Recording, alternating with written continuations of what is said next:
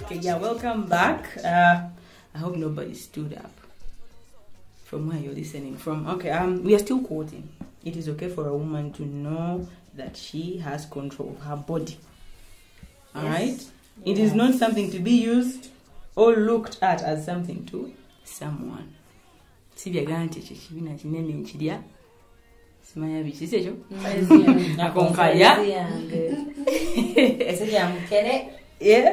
so we went. We were still hearing from you, from your experiences from the campaign, and yes, I want to hear from you, Maria, queer sex worker, the Black Queen today. I gave a picture of a lady with scars, and the reason why I gave him this, I was reflecting on the scars I have inside me that are hidden, the scars that LBQ women have, that they'll stand up in the mirror and look at themselves and cry. They'll cry about the scars, they'll cry about the violations they have gone through, they'll cry about lack of self-esteem. So here I'm trying to encourage all the women to leave that mirror, to stop crying, to try and heal. We look beautiful, we are all beautiful. We should have that courage, we should have that self-esteem, we should have that confidence within us that yes, we are in this beautiful world and we are who we are. Nothing is gonna change unless you want it to change. But if you do not want it to change, it's gonna be that way. If I have my small legs, that is who I am. If I'm blonde, if I'm green, if I'm this, that is who I am. Yeah. We are all in the image of what? God. Of God, or the way you see me is that is God. Clients don't pay us. So when you laugh, you're laughing at God. Clients refuse to pay us sometimes, say that, but this is not what I expected. Yeah. They reduce. They'll even insult you. You know, most of us tend to want to change our color. You get, then they'll start abusing you. Are you Mirinda Fruity? Are you Fanta? Are you Coca-Cola? Are you this? That's you rude. Get Buyers, you know? when I customers. So and even the insults we always get. Those funny. So funny in things. regards of what? Sweetness, childness, what? We don't in regards know, of what? The whatever. Not when they reduce our pay. Maybe they think that, you know, they abuse, like they're telling you abusing the body. Like how Maria is telling you, the customer comes and now starts abusing the body. Because they are cheats. The best word is they are cheats. Customers. So customers. Yeah. Some, but we have some good customers. Oh, the good ones. So sometimes if like a woman gave birth and she has like stretch marks, the client might come and pay. And then when the person undresses, they're like, nah. Your body is not as beautiful to look at as I expected it to be, so I'm not going to pay you all that money. You haven't impressed my eyes. Even your body weight, really, maybe you're heavy or something, or flabby, and someone be like, but can you handle this style? Can you do? You get that? Or sometimes like we are forced to wear bums, especially for us for like bumless. Yeah, the flat so when you bottom. undress and then you turn like this. Even have those who even try to put socks under their boobs just to raise their boobs. So, you get? Okay. Yeah, and all those things we are doing because we are ashamed, right? Because if a client comes and they're saying you're flat chested, they want to buy you. Okay. So you're forced we are pinning clients now, but even friends, right? Even friends. Yeah, they could make you feel small. But I'm talking about the clients who don't pay us enough. Yeah, it's okay. You It know goes that to they everyone. even rape us. Oh, clients. Because they say that, no, why do you sell your body? This is what you deserve. The client, someone ends up, I won't say that one now is not a client. I think Someone that's how ends Maria up got the raping price tag on every body part. Yes. Yeah.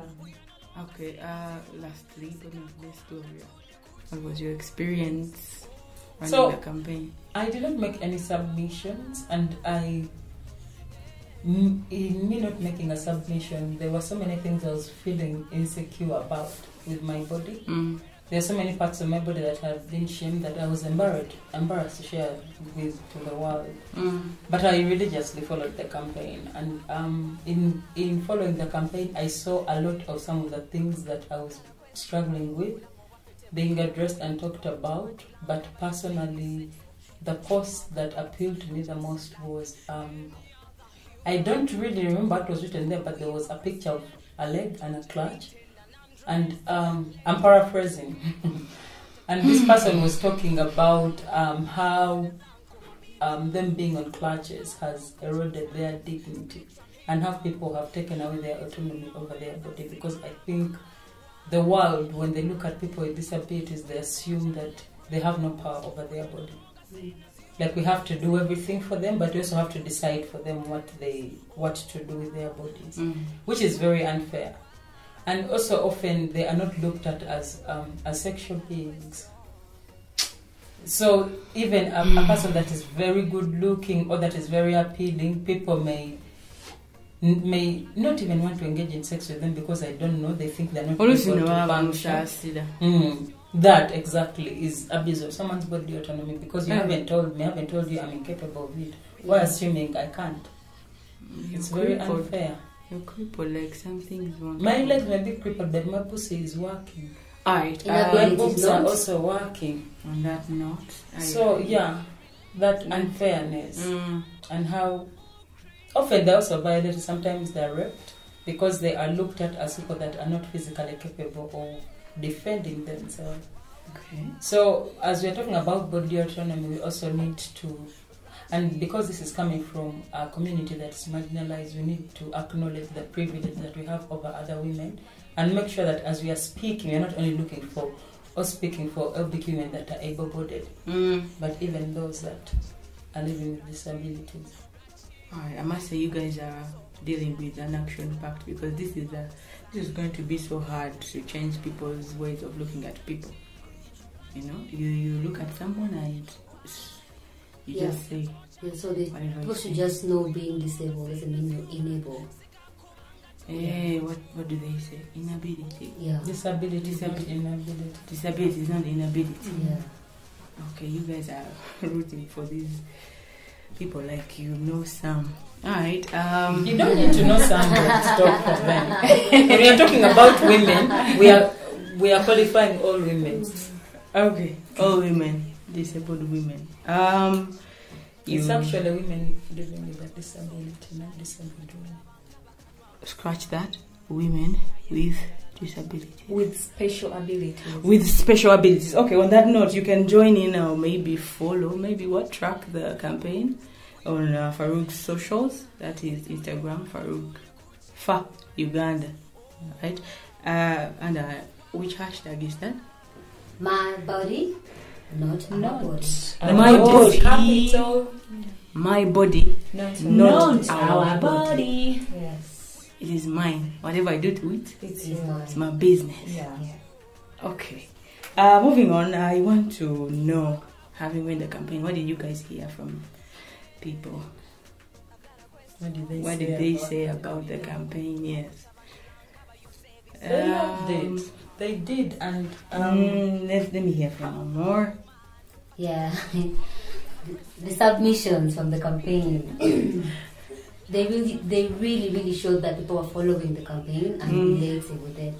So we got a lot of submissions were from the fact that people were abused because of their hair color, their body size, tattoos, and beatings. But this really shows that LBQ bodies are being violated so many times and body shamed because of how they express.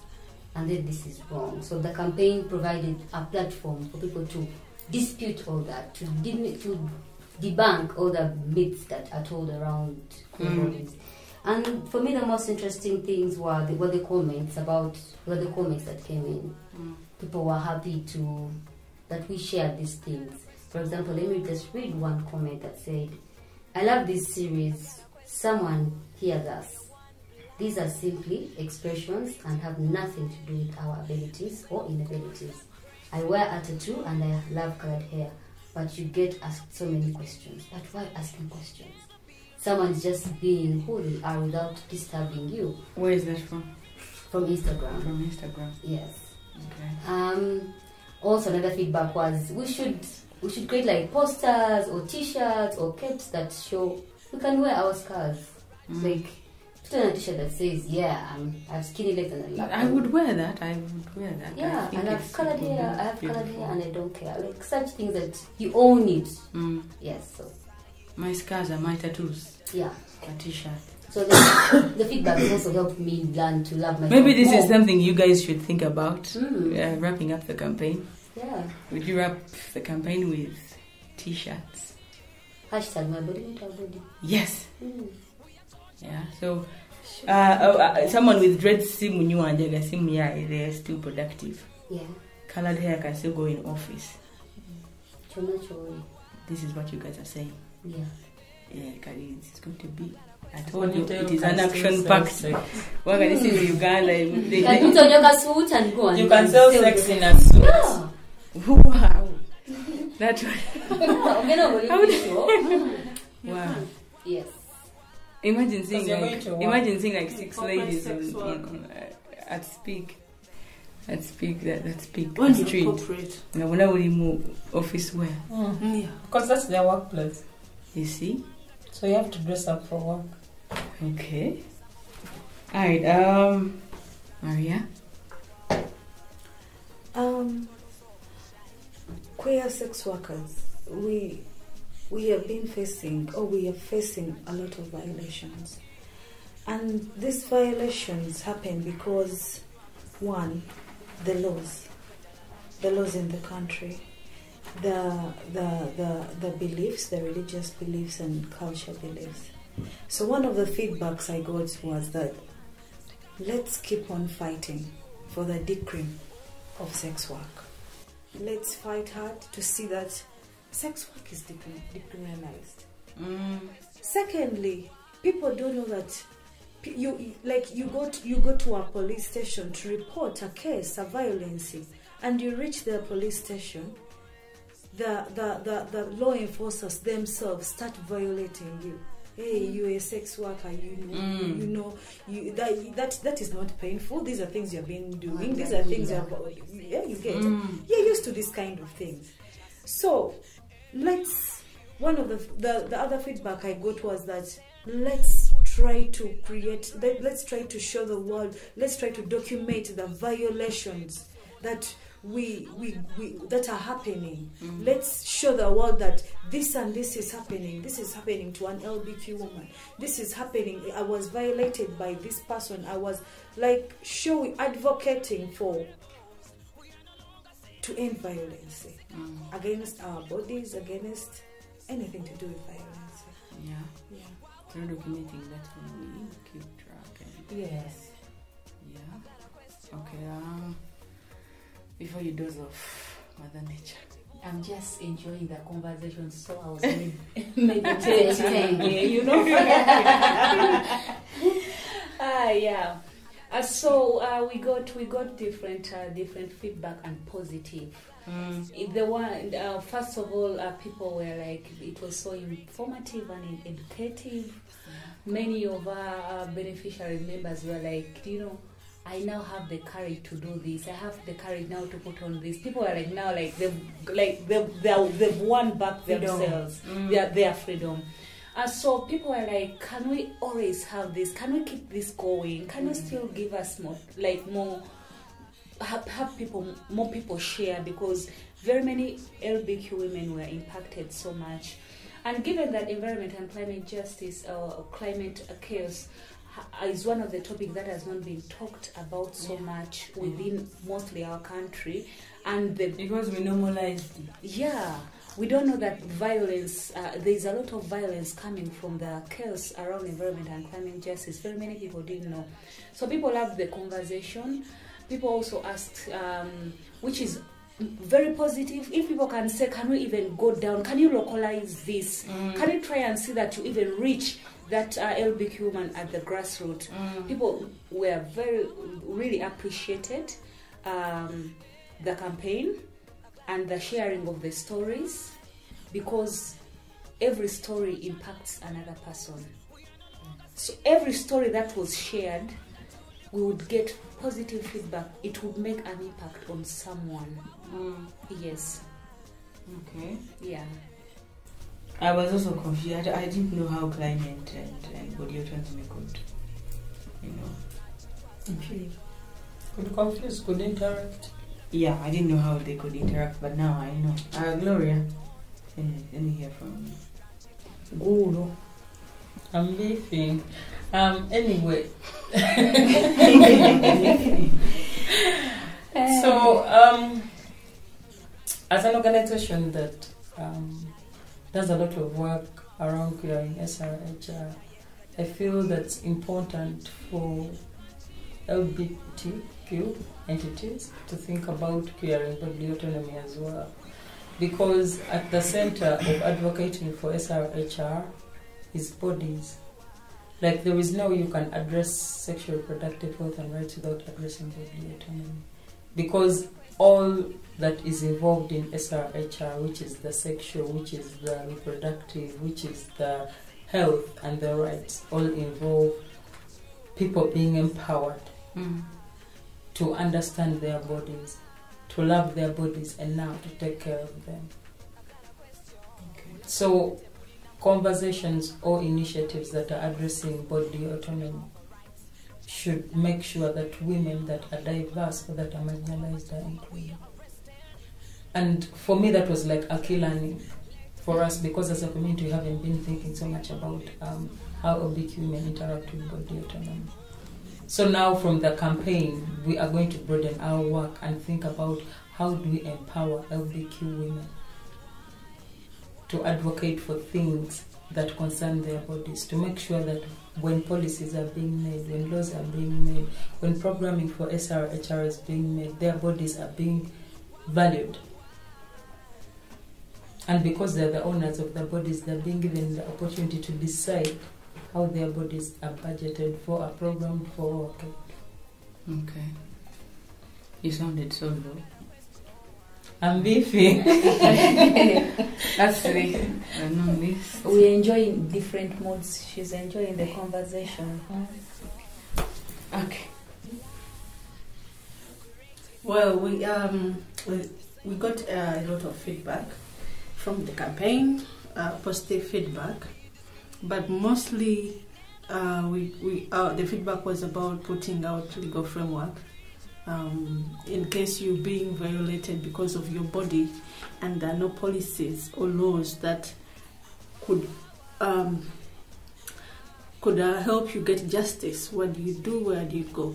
So what we want to advocate for are policies to be put in place in our organizations, if you're working in an organization for bodily autonomy, so that in case you have been violated verbally, physically, you can have at least a weapon that can protect you from all these violences happening in workspaces. So we hope that these policies happen very soon for us all to use, and they could help us gain our independence, for our freedom from our bodies. Yeah. Okay, that's exciting. Kakati tulikubiki. Almost everyone liked the campaign because it was touching. First of all, so many people shared. We shared stories that exist, are existent on different LGBTQ women, but also feedback was we need to have some. We share something about menstruation. Menstruation amongst LGBTQ persons, especially butch persons, the butch persons, to make them understand that it's okay to go through menstruation, and it's okay to go through that period of time. It's not a taboo for you to go through menstruation as a woman. Yeah, so that was the feedback. You needed some stories or some photos around menstruation. Normalize blood. Normalize blood, because it's okay. It's not easy. Yeah, it's not easy, but it's okay to normalize blood. We should have had a poster around menstruation. Okay. Yeah. It's not too late. Yeah, it's okay. We can have one. Yeah. Adding on some feedbacks of t-shirts. I feel like stickers. Yeah. And then maybe the kangas. Less so. Yes. Yeah. That the messages Scarves. could, yes, scarves. The messages could, reach everyone. So in conclusion, I want. And talking of t-shirts and kangas, if you're listening out there and you have your money and you're interested in our work and you'd want to support us to make those kangas and laces and t-shirts, please reach out via our email from info@gmail.com or via any of our social media platforms. I would like to say the four of you did an amazing job. Thank you so much. Yes, thank you so much. We did appreciate it. I can now accept my scars. Like I have lots of them and I have newcomers. Yeah. So I'm going to embrace them. I want everybody, like the four of you, in just a few words to conclude. Yeah, someone from Farouk. I'm just going to say, personal level, love your body enough so that no one can tell you what to do with it. See? Yeah. It's about love, man. About love. Yes, queer sex worker. Yeah, it's my body. It's not yours. That's it. Share your experience through using the hashtag #MyBodyNotOurBody on all social media platforms. Okay, Mother Nature. It's never late to embrace the you. It's never late to embrace the you. Your body, your business. My body, my business. Your vagina, your rules. Your ass, your rule. I remember wrap up this. Well, as I conclude, I want to thank Farouk for bringing us on board. And I want to thank every member who sent in their messages. They really did a good job to cutting the message across. And I would like to say it's good to embrace ourselves, love ourselves, protect ourselves, protect our energies, and do you. Yeah. Alright, with all that being said, I want to wrap this up and thank all of you for coming. Sharing is the most important part. Alright, my friends call me Amma. See ya. She said what she said. She said what she said.